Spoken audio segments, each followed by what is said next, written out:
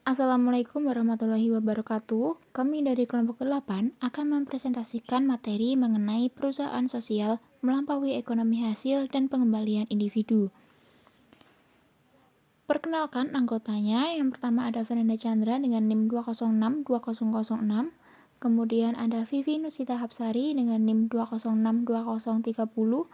Dan ada Ayu Fatasari dengan NIM 2062034. Yang pertama saya akan menjelaskan mengenai pengertian dari perusahaan sosial. Jadi perusahaan sosial adalah sebuah ide bisnis yang menggabungkan antara konsep dasar berdagang dengan kewajiban membantu lingkungan sosial. Tujuannya sendiri ada dua. Yang pertama ada untuk kepentingan sosial, kemudian untuk mendapatkan laba demi keberlangsungan usahanya. Konsep dari perusahaan sosial adalah melakukan penjualan produk di mana sebagian dari laba penjualannya akan disumbangkan untuk masalah sosial. Yang kedua, apakah perusahaan sosial dapat melampaui hasil? Jawabannya iya, karena perusahaan sosial mendapatkan kepercayaan tertinggi dari masyarakat, sehingga ia mendapatkan sumber daya finansial. Untuk yang ketiga, apa pengembalian individu atau feedback dari perusahaan sosial? Ada 6, yaitu semua pihak yang terlibat memiliki kedudukan yang sama, sehingga dapat melakukan perubahan. Penyumbangan dana mendapat feedback berupa finansial. Pemilik usaha dapat menciptakan lapangan kerja baru dan kelanjutan operasional perusahaan. Mendapat kepuasan tersendiri karena telah membantu orang lain dalam misi sosial.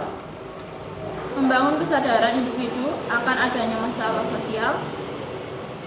Melalui perusahaan sosial, individu mendapat akses yang lebih mudah dan membantu orang.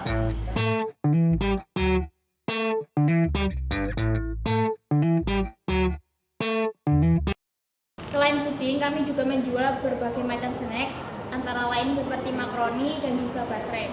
Harganya bervariasi mulai dari 1.500 hingga 20.000. Ada kelebihan, bahan baku membuat puding mudah untuk diperoleh di pasaran, jadi persediaan akan bahan baku puding bisa dipenuhi. Yang kedua, mengkonsumsi puding dalam setiap harinya bisa memberikan dampak positif untuk pencernaan. Untuk kelemahan kita ada dua juga. Satu, resiko ini terletak pada daya tahan puding yang tidak dapat bertahan lama. Puding ini bisa bertahan lama sampai 1 minggu apabila disimpan dalam lemari pendingin. Namun, jika diletakkan pada ruangan terbuka, hanya bisa bertahan sampai 2 hari saja. Oleh karena itu, untuk mengurangi risiko kerugian puding yang masih tersisa, maka sebaiknya sesuaikan dengan permintaan pasar yang ada. Untuk keduanya, persaingan yang cukup ketat. Ada beraneka macam puding, yaitu choco puding, oreo puding, mango puding, regal puding, milk puding, dan fla puding. Untuk snacknya kami ada makaroni pipa pedas, basreng pedas, dan makaroni spiral pedas. Kita mempunyai susunan organisasi, yaitu yang pertama direktur dengan Fernanda Chandra Wulandari, terus HRD dan manajer pemasarannya Vivi Nusita Hapsari, dan manajer keuangan dan produksi saya sendiri Ayu Fatasari.